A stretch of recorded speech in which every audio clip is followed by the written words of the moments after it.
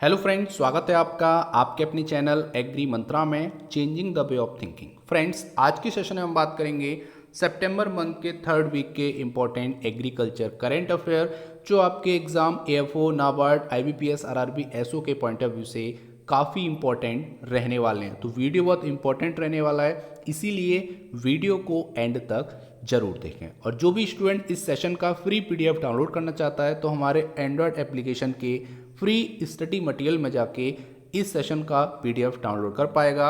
Application की link मैंने description box में दे दी है। तो स्टार्ट करते हैं आज का मोस्ट इंपॉर्टेंट सेशन। सबसे पहले बात करेंगे Tamil Nadu to ban sale of cow dung fertiliser. तो यहाँ पर तमिलनाडु स्टेट अपने स्टेट में काउ डंग फर्टिलाइजर की जो सेलिंग है उसको बैन करने जा रहा है। अब कहने का मतलब है कि तमिलनाडु राज्य में काउ डंग फर्टिलाइजर सेल नहीं होगा। अब इसका कारण क्या है जान लेते हैं। तो यहाँ पर है rise in the number of suicide in Tamil Nadu. तो पिछले कुछ सालों से देखा गया है कि तमिलनाडु में सुसाइड के जो केसेस हैं वो काफ़ी ज़्यादा आ रहे हैं, जिसका एक कारण निकल के आया कि वहाँ के लोग काउ डंग पाउडर का यूज़ करते हैं सुसाइड के लिए। और यहाँ पर एक काफ़ी चिंताजनक बात है जिसके लिए तमिलनाडु स्टेट चाहती है कि इस पर बैन लगा दिया जाए और इसकी जो सेलिंग है वो रोक दी जाए। ये बात कही है वहाँ के हेल्थ मिनिस्टर सुब्रमण्यम जी ने 17 सितंबर 2021 को। तो यहाँ पर होता क्या है कि जो काउ डंग पाउडर है जिसको खेती में यूज़ किया जाता है उसका उपयोग लोग सुसाइड के लिए कर रहे हैं। एक पॉइजन का काम करता है वो, क्योंकि उसमें हजार्डस और टॉक्सिक केमिकल पाए जाते हैं, जिसलिए यहाँ पर तमिलनाडु गवर्नमेंट जो है वो चाहती है कि इस काउ डंग पाउडर पे बैन लगा दिया जाए। इसकी अगर हम बात करेंगे तो पिछले ईयर में डेटा निकाला गया है कि तमिलनाडु में 15,000 सुसाइड हुए हैं। और अगर उसके कंपेयर में एक्सीडेंट के केस देखेंगे तो केवल 11,000 डेथ हुई है एक्सीडेंट से, लेकिन उससे ज़्यादा सुसाइड केस सामने आए हैं। और जिसमें मुख्य कारण है काउ डंग पाउडर का उपयोग करते हैं वो लोग, जिससे उनकी जान जाती है। तो यहाँ पर तमिलनाडु गवर्नमेंट एक्शन लेने वाली है और वो एक ऑर्डर पास करने वाली है ताकि जितना भी काउ डंग पाउडर की सेलिंग हो रही है स्टेट में उसको रोका जा सके और सुसाइड के जो नंबर हैं उसको कम किया जा सके। तो यहाँ तक आपको इतना समझना है, काफ़ी इंपॉर्टेंट है ये फैक्ट। यहाँ से सीधा सीधा क्वेश्चन आ सकता है कि अभी हाल ही में किस स्टेट ने काउ डंग फर्टिलाइजर या फिर काउ डंग पाउडर पर बैन लगाया है या बैन लगाने वाला है। तो यहाँ से इतनी चीज़ें आपको क्लियर हो गई होंगी। आगे बात करेंगे तो FSSAI third state food safety index 2021 release. तो यहाँ पर तीसरा FSSAI का state food safety index release हो चुका है जो कि 2021 का है। यहाँ पर अगर हम बात करेंगे तो जो हमारे union minister for health and family welfare है, जिनका नाम है मिस्टर मनसुख एल मंडाविया, उन्होंने यहाँ पर third state food safety index, जिसको SFSI के नाम से जाना जाता है, वो रिलीज किया है। अब यहाँ पर आपके माइंड में क्वेश्चन आ रहा होगा, सर ये इंडेक्स क्या है और ये किस पैरामीटर्स पर बेस होता है। तो टोटल यहाँ पर 5 पैरामीटर होते हैं, उसके बेस पर ही यहाँ पर डिस्ट्रिक्टों को रैंकिंग दी जाती है, सॉरी स्टेट को रैंकिंग दी जाती है। तो अभी हम ये भी जानेंगे कि कौन सा स्टेट यहाँ पर टॉप पर रहा है under state food safety index. तो यहाँ पर सबसे पहले अगर हम बात करेंगे तो सबसे पहले आपको ये पता रखना है कि अभी तीसरा state food safety index release किया गया है, ये आपको याद रखना है। सेकंड किसने किया है, तो ये किया है हमारे union minister for health and family welfare Mansukh L Mandaviya ji ने। यहाँ पर अगर हम बात करेंगे तो इसके साथ साथ उन्होंने यहाँ पर 19 मोबाइल फूड टेस्टिंग वैन भी यहाँ पर उनको हरी झंडी दिखाई है, ताकि ज़्यादा से ज़्यादा जो सप्लीमेंट है, ठीक है, सप्लीमेंट फूड सेफ्टी के लिए एक इकोसिस्टम तैयार हो सके। कहने का मतलब है कि आप भी जानते हो कि हंगर की सबसे ज़्यादा प्रॉब्लम है, ठीक है, हंगरनेस को कम करना है, माल न्यूट्रिशन को कम करना है। इसी के उद्देश्य से यहाँ पर 19 mobile food testing van flag off की गई है। यहाँ पर अगर हम बात करेंगे तो सीधा सीधा लिखा हुआ है कि food safety index to measure the performance of state across 5 parameter of food safety. तो फूड सेफ्टी के 5 पैरामीटर्स पर बेस होती है ये इंडेक्स, जिसमें पहला है human resource and institutional data, जो कि 20% वेटेज रखता है इस इंडेक्स में। सेकंड है कॉम्प्लियांसिस, जो कि 30% वेटेज रखता है। और थर्ड नंबर पे है food testing infrastructure and surveillance, जो कि 20% वेटेज रखता है। चौथा है ट्रेनिंग एंड कैपेसिटी बिल्डिंग, जो कि आपका 10% वेटेज रखता है। और पांचवा और लास्ट है कंज्यूमर एम्पावरमेंट, जो कि 20% वेटेज रखता है। तो इन 5 पैरामीटर्स के बेस पर ही ये इंडेक्स तैयार किया जाता है। अब आपके माइंड में क्वेश्चन आ रहा होगा कि सर कौन कौन से स्टेट हैं जिन्होंने यहाँ पर टॉप किया है under third state food safety index 2021 of FSSAI। तो यहाँ पर जो लार्जर स्टेट हैं उसमें पहले नंबर पे है गुजरात, ठीक है। तो यहाँ पर गुजरात ने टॉप किया है, पहले नंबर पे है। और दूसरे नंबर पे है केरला, और जो तीसरा नंबर है वो है आपका तमिलनाडु का। तो ये आपको स्टेट याद रखने हैं। यहाँ से सीधा सीधा क्वेश्चन आएगा कि according to FSSAI third state food safety index कौन सा लार्जर स्टेट टॉप पर रहा है, तो वो गुजरात है।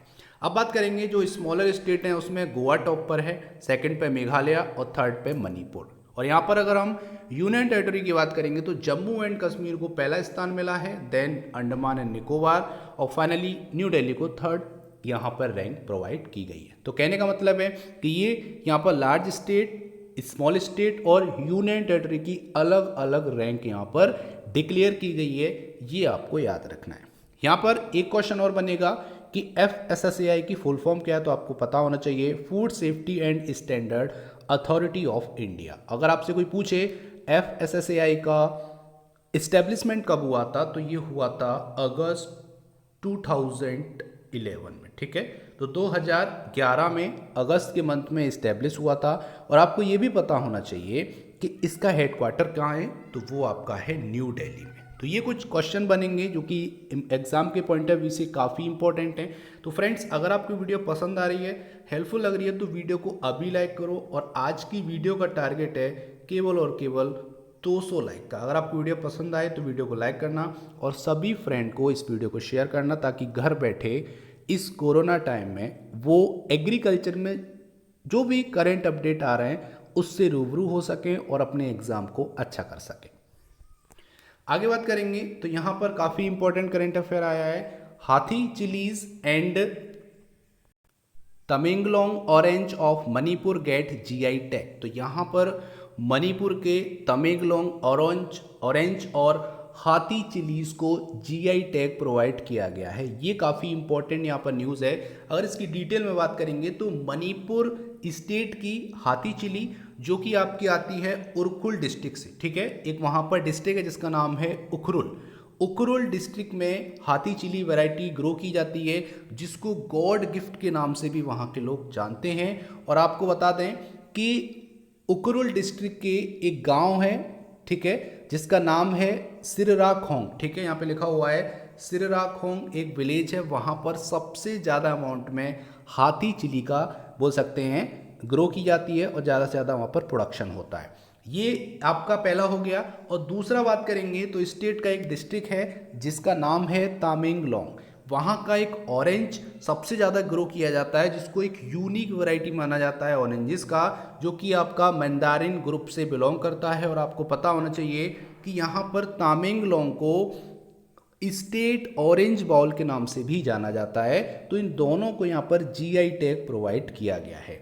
और यहाँ पर अगर हम बात करेंगे तो वर्ल्ड में भी तामेंगलोंग का जो ऑरेंज है वो काफ़ी फेमस है, जिसके लिए इस बार इनको GI टैग प्रोवाइड किया गया है। और GI टैग क्या है, तो GI tag is a sign used on product that have specific geographical origin. तो यहाँ पर किसी भी उत्पाद के लिए एक प्रतीक चिन्ह के समान होता है GI टैग, जो कि दिया जाता है अकॉर्डिंग टू उस रीजन की कोई क्रॉप या कोई ऐसी स्पेशलिटी है जो उस एरिया को भी फेमस करे, जिससे होता क्या है कि वहाँ के जो किसान हैं या फिर वो किसी भी चीज़ से हो सकता है, GI टैग कई सारी कैटेगरीज में दिया जाता है, तो उसको और बढ़ावा दिया जा सके। तो आपको यहाँ पर याद क्या रखना है कि तामेंगलोंग ऑरेंज को और वहाँ की हाथी चिली, ठीक है, जो मिर्च है, उन दोनों को यहाँ पर GI टैग प्रोवाइड किया गया है। तो उम्मीद करते हैं यहाँ तक आपको समझ में आया होगा, जो काफ़ी इंपॉर्टेंट है। फोटोग्राफ में आप देख सकते हैं ये हाथी चिली है और ये आपका तामेंगलोंग ऑरेंज है, जिन दोनों को GI टैग से नवाजा गया है। ये आपको पता रखना है। आगे बात करेंगे तो यहाँ पर है Katley declare as state fish of Sikkim. तो कैटली सिक्किम राज्य की मछली घोषित की गई है। अब यहाँ पर काफ़ी इंपॉर्टेंट क्वेश्चन बनेगा कि अभी हाल ही में सिक्किम राज्य की मछली किस मछली को घोषित किया गया है या किसको डिक्लेयर किया गया है। तो यहाँ पर आंसर होगा कैटली। कैटली के और भी नाम है जिसके बारे में अभी हम बात करेंगे। तो the government of Sikkim has declared copper mahseer locally name Katley as the state fish. तो यहाँ पर बात हो रही है कि कूपर फिश, ठीक है, कूपर महसीर फिश को लोकली जो कैटली नाम से जानी जाती है उसको यहाँ पर क्या मिला है, सिक्किम राज्य की मछली घोषित किया गया है। और इसका जो साइंटिफिक नेम है वो है नियोलिसोचिलस हेक्सागोनोलेपिस, ठीक है, ये आपका साइंटिफिक नेम है और कॉमनली इसको कूपर मैसीर नाम से जाना जाता है और वहाँ के लोकल में इसको कैटली मछली भी बोलते हैं। इस मछली को यहाँ पर सिक्किम राज्य की स्टेट फिश डिक्लेयर किया गया है। यहाँ पर अगर हम बात करेंगे तो सिक्किम गवर्नमेंट ने यहाँ पर एक और डिक्लेरेशन किया है कि वो रिजर्वायर बनाएगी ताकि वहाँ के जितनी भी आपकी फिशिंग एक्टिविटीज़ हैं वो हो सकें, ये भी यहाँ पर बोला गया है। और आपको पता है कि जो फिश की मार्केट होती है वो हाई वैल्यू मार्केट होती है और वहाँ के जो लोग हैं वो काफ़ी प्रेफर करते हैं मछलियों को खाने में भी और एज ए बिजनेस पर्पस से।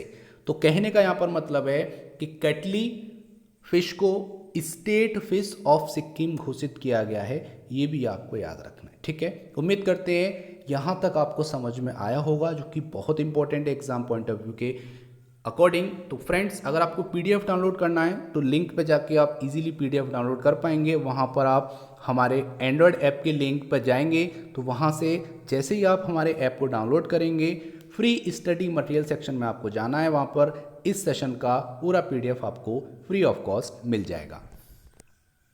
आगे बात करेंगे तो KVIC launch the spin scheme. तो KVIC ने भी हाल ही में SPIN strengthening the potential of India scheme launch की है। KVIC का पूरा नाम क्या है, khadi and village industry commission, जिसके जो प्रेजेंट चेयरमैन हैं अगर हम उनकी बात करेंगे तो ये भी आपको पता होना चाहिए, तो mister Vinay Kumar Saxena is the present chairman of KVIC।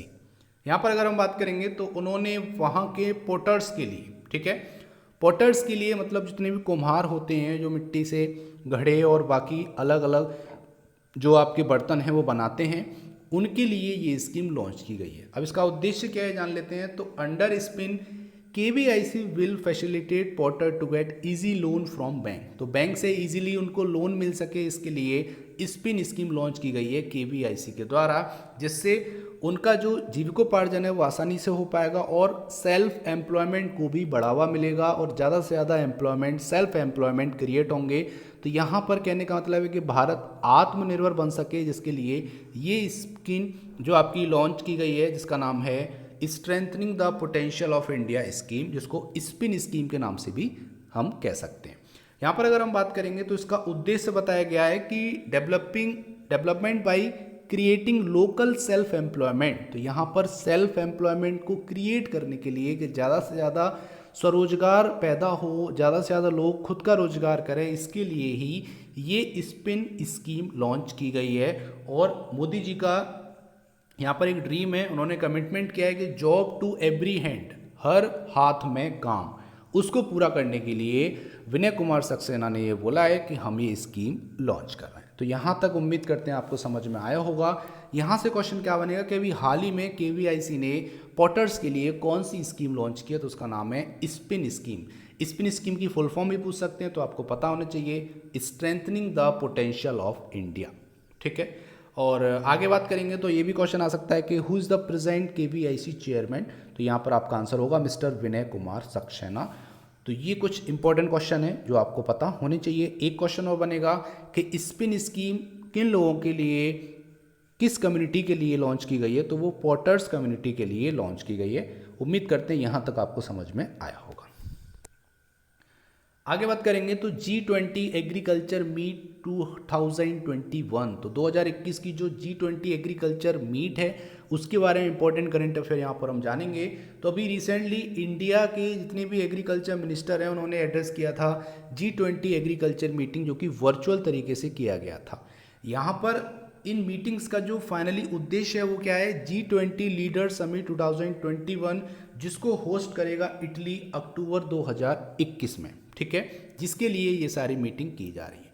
यहाँ पर जैसा कि आपको पता है, आपको बता दूं कुछ जो G20 है वो एक इनफॉर्मल ग्रुप है जिसमें 19 कंट्री और यूरोपियन यूनियन आते हैं, जिसमें IMF मतलब इंटरनेशनल मॉनेटरी फंड और वर्ल्ड बैंक के रिप्रेजेंटेटिव भी शामिल होते हैं। तो उसको एक ग्रुप बना दिया गया है, जो कि आपका जो ग्रुप है वो स्थायी ग्रुप नहीं है। ठीक है, ये एक स्थायी ग्रुप नहीं है और इसका कोई भी सचिवालय या फिर मुख्यालय भी नहीं है, ये भी आपको पता होना चाहिए। इन मीटिंग्स का जो उद्देश्य था वो क्या था कि emphasise on reintroducing traditional food item. तो जितने भी हमारे ट्रेडिशनल फूड आइटम हैं उनको दोबारा से इंट्रोड्यूस किया जाए लोगों के लिए उनकी डाइट में, जैसे आपके मिलेट्स हो गए, सीरियल्स हो गए, उसके साथ साथ यहाँ पर बात करेंगे फ्रूट और वेजिटेबल, फिश, डेयरी और ऑर्गेनिक प्रोडक्ट। आजकल होता क्या है कि अभी जो जीवन शैली हमारी मॉडर्न होती जा रही है, तो हम जो बेसिक चीज़ें हैं उनको भूलते जा रहे हैं और जो हमारे ऐसे फूड हैं जो कि हमारी हेल्थ के लिए भी नुकसानदायक हैं उनको हम प्रेफर करते हैं। तो यहाँ पर इस मीटिंग्स के जो उद्देश्य हैं, जो एम है वो यही है कि हमारे जितने भी ट्रेडिशनल फूड हैं, चाहे वो दूध हो, फल हो, सब्जी हो, ठीक है, ऐसे आहार को अपनी डाइट में शामिल करना जिससे कम से कम रोग हों और लोगों की जो प्रतिरोधक क्षमता है वो भी बढ़ती रहे। तो इस उद्देश्य को पूरा करने के लिए ही ये मीट किए जा रहे हैं। यहाँ पर अगर हम बात करेंगे तो एक और इंटेंशन सामने आया है इन मीटिंग का, जो कि आपका है the goal of zero hunger. तो जीरो हंगर गोल यहाँ पर रखा गया है कि कोई भी भूखा ना रहे, किसी को भी माल न्यूट्रिशन ना हो, कुपोषण के शिकार ना हो कोई लोग। तो यहाँ पर इन उद्देश्य को पूरा करने के लिए ही G20 एग्रीकल्चर, जितने भी इन देशों के एग्रीकल्चर मिनिस्टर हैं उनके आपस में मीटिंग होती है और इन्हीं सब मुद्दों पर चर्चा की जाती है। तो उम्मीद करते हैं यहाँ तक आपको समझ में आया होगा। आगे बात करेंगे तो land records integrated with centres E portal. तो केंद्र सरकार के ई पोर्टल से अब सभी का लैंड रिकॉर्ड इंटीग्रेट हो चुका है, जिससे काफ़ी हेल्प मिलेगी गवर्नमेंट ऑफ इंडिया को। यहाँ पर अगर हम बात करेंगे तो according to union government land record have been integrated with e portal of central government. तो सेंट्रल गवर्नमेंट के ई पोर्टल से सभी लैंड रिकॉर्ड इंटीग्रेट किए जा चुके हैं। इसमें 2 या 3 स्टेट ऐसी हैं जिन्होंने अभी इंटीग्रेशन नहीं किया, बाकी सभी का इंटीग्रेशन हो चुका है, जिसमें आसाम, जम्मू कश्मीर और उत्तराखंड शामिल हैं।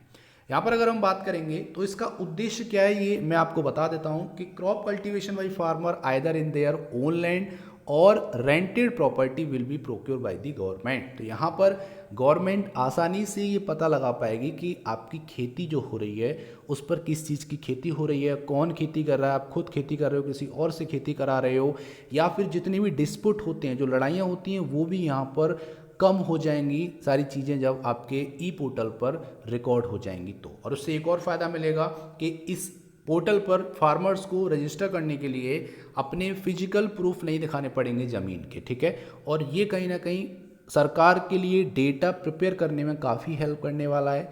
इसीलिए ई पोर्टल से लैंड रिकॉर्ड को इंटीग्रेटेड किया गया है, ये आपको पता रखना है, जो कि एग्ज़ाम के पॉइंट ऑफ व्यू से काफ़ी इंपॉर्टेंट है। क्वेश्चन आ सकता है कि अभी हाल ही में आपके कौन कौन से स्टेट हैं जो कि लैंड रिकॉर्ड उन्होंने इंटीग्रेशन नहीं किया है सेंट्रल गवर्नमेंट के ई पोर्टल से, तो ये भी क्वेश्चन आ सकता है। तो आसाम, उत्तराखंड, जम्मू कश्मीर हो जाएगा, ये भी आपको याद रखना जो कि बहुत इंपॉर्टेंट है।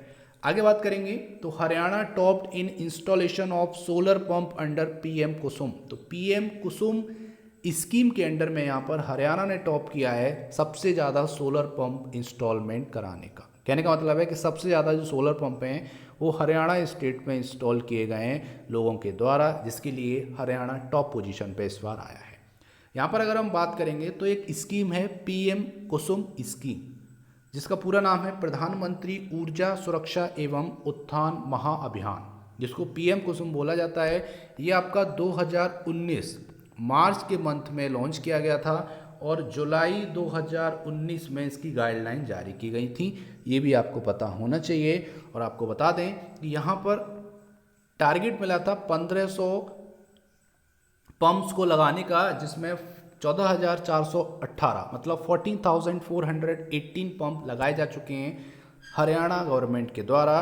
तो उसमें जो कॉस्ट आई है वो 520 करोड़ 520 करोड़ रुपए की कॉस्ट आई है। और आपको बता दें कि सब्सिडी लेने के बाद फार्मर का जो शेयर बचता है वो केवल 25% या उससे कम बचता है। कहने का मतलब है कि 75% से ज़्यादा यहाँ पर स्टेट गवर्नमेंट और सेंट्रल गवर्नमेंट वहन करती है, केवल 25% या उससे कम ही किसान को देना पड़ता है। और उसके लिए जो ऑफ ग्रिड सोलर पंप हैं वो इंस्टॉल हो जाते हैं, जिसके लिए अलग से कोई खर्चा फिर नहीं होता है, क्योंकि वो सोलर बेस होता है, सोलर पावर से वो चलता है, तो अलग से बिजली बिल देने की भी रिक्वायरमेंट नहीं होती है। तो ये काफ़ी इंपॉर्टेंट स्कीम है। इसके तहत आपको ये सारी चीज़ें पता होनी चाहिए, कब लॉन्च हुई, कब गाइडलाइन लॉन्च हुई और किस स्टेट ने टॉप किया और पीएम कुसुम स्कीम की फुल फॉर्म क्या है, ये सारे क्वेश्चन यहाँ से बन सकते हैं। आगे बात करेंगे तो कुछ बैंकिंग स्पेशल करंट अफेयर हैं जो कि आपके आईबीपीएस आरआरबी एग्ज़ाम जो होता है उसमें जो स्पेशलिस्ट ऑफिसर एग्रीकल्चर ऑफिसर का एग्ज़ाम होता है और जो नाबार्ड एग्ज़ाम होता है उसके लिए काफ़ी इंपॉर्टेंट है। तो उसी के लिए हम यहाँ पर कुछ बैंकिंग स्पेशल करंट अफेयर भी लेकर आए। तो सबसे पहले बात करेंगे तो जम्मू कश्मीर के जो लेफ्टिनेंट गवर्नर हैं मनोज सिन्हा जी, उन्होंने यहाँ पर लॉन्च की है वन ग्राम पंचायत 1 DG पे सखी स्कीम, जिसको हम एक सर्विस बोल सकते हैं। ये जो सर्विस है वो जम्मू कश्मीर के रिमोट विलेजेस में अभी अप्लाई की गई है, उनके लिए ये लॉन्च की गई है। यहाँ पर अगर हम बात करेंगे तो इस सखी को या बोल सकते हैं सर्विस को लॉन्च करने का उद्देश्य है to promote door to door digital banking and financial services. तो डिजिटल बैंकिंग और फाइनेंशियल सर्विस को द्वार द्वार तक ले जाने के लिए ही ये जो सर्विस है वो लॉन्च की गई है, ये आपको पता रखना है। वहाँ के जो लेफ्टिनेंट गवर्नर हैं मनोज सिन्हा जी, उन्होंने ये मिशन लॉन्च किया है वन ग्राम पंचायत 1 DG पे सखी, जो कि Jammu Kashmir entrepreneurship development institute, जिसको JKEDI के नाम से जाना जाता है, वहाँ पर ये मिशन लॉन्च किया। तो यहाँ पर एक ग्राम पंचायत में 1 DG पे सखी बनाई जाएगी, कहने का मतलब ये है। और यहाँ पर होगा क्या कि जितनी भी डिजिटल बैंकिंग है और फाइनेंशियल सर्विस हैं वो घर घर जा सकें और घर बैठे सभी लोग उपयोग कर सकें और जितनी भी बैंकिंग सर्विस हैं उसका फ़ायदा उठा सकें। यहाँ पर अगर हम बात करेंगे तो जो DG पे है ये फैसिलिटी अभी प्रोवाइड की जा रही है जम्मू कश्मीर के जितने भी रिमोट विलेजेस हैं, 2000 रिमोट विलेजेस में सबसे पहले ये जो फैसिलिटी है प्रोवाइड की जाएगी। और अभी फ़िलहाल 80 वुमेन सेलेक्ट की गई हैं फ्रॉम सेल्फ हेल्प ग्रुप से। तो जितने भी सेल्फ हेल्प ग्रुप चलते हैं वहाँ से 80 लेडीज़ या वुमेन बोल सकते हैं, उनको सेलेक्ट किया गया है अक्रॉस दी जम्मू कश्मीर और उनको यहाँ पर DG पे सखी घोषित किया गया है, बनाया गया है जम्मू कश्मीर के द्वारा। तो ये कुछ आपको इम्पोर्टेंट फैक्ट हैं regarding one gram panchayat 1 DG पे सखी, जो कि आपको पता होना चाहिए। इतनी चीज़ें हैं जो कि एग्रीकल्चर में हो रही हैं जिससे आपको रूबरू होते रहना चाहिए, जो कि agri Mantra time to time आपको वीकली करंट अफेयर में बताता है। आगे बात करेंगे तो SBI ने भी हाल ही में एक फ्लोटिंग ATM ओपन किया है जम्मू कश्मीर के श्रीनगर के डल लेक में। तो यहाँ पर बात करेंगे तो ये काम किया है स्टेट बैंक ऑफ इंडिया। आपको बैंक का नाम याद रखना है, स्टेट बैंक ऑफ इंडिया ने ये फ्लोटिंग ATM यहाँ पर इंस्टॉल किया है, जो कि आपका हाउस बोट पर इंस्टॉल है, डल लेक में ये चलेगा और जम्मू कश्मीर के श्रीनगर में स्थित है। इससे होगा क्या कि वहाँ के जितने भी लोकल्स हैं और जितने भी टूरिस्ट आते हैं, ठीक है, उनको काफ़ी हेल्प मिलेगी, उनको अलग से कहीं जाने की ज़रूरत नहीं है, वहीं से वो पैसा जो है विड्रॉ कर पाएंगे। और जो फ्लोटिंग ATM है ये SBI के चेयरमैन मिस्टर दिनेश खरे ने लॉन्च किया है, ये भी आपको पता रखना है। SBI ने ये पहली बार नहीं किया है, इससे पहले 2004 में भी फ्लोटिंग ATM केरला में उन्होंने लॉन्च किया था। दूसरी बार भी ये कारनामा स्टेट बैंक ऑफ इंडिया ने ही किया है। यहाँ पर अगर हम बात करेंगे तो अकॉर्डिंग टू बैंक वेबसाइट यहाँ पर 60,000 से भी ज़्यादा SBI के खुद के ATM हैं, जो कि लार्जेस्ट नेटवर्क है कंट्री में। इससे ज़्यादा किसी भी बैंक के ATM नहीं है, तो SBI टॉप पर है। अगर ये भी क्वेश्चन आता है तो ईजिली आप कर पाएंगे। यहाँ पर बात करेंगे तो SBI का हेडक्वार्टर है मुंबई में, ये फाउंड हुआ था 1 जुलाई 1955 में। अब क्वेश्चन क्या क्या आएंगे, तो क्वेश्चन आएगा कि किस बैंक ने भी हाल ही में फ्लोटिंग ATM लॉन्च किया है, इंस्टॉल किया है, तो आपका आंसर होगा स्टेट बैंक ऑफ इंडिया ने। ये क्वेश्चन भी आ सकता है कि स्टेट बैंक ऑफ इंडिया ने हाल ही में फ्लोटिंग ATM किस स्टेट में या किस यूनियन टेरिटरी में लॉन्च किया, तो वो आपका है जम्मू कश्मीर में। और ये भी क्वेश्चन आ सकता है कि सबसे ज़्यादा ATM किसके हैं, तो वो भी SBI के हैं, 60,000 से ज़्यादा। और हेडक्वार्टर कहाँ है और कब फाउंड हुआ, ये क्वेश्चन भी पूछा जा सकता है। और एक क्वेश्चन ये भी बनेगा कि who is the present chairman of SBI, तो mister Dinesh Khare is the present chairman of SBI, ये भी आपको पता होना चाहिए।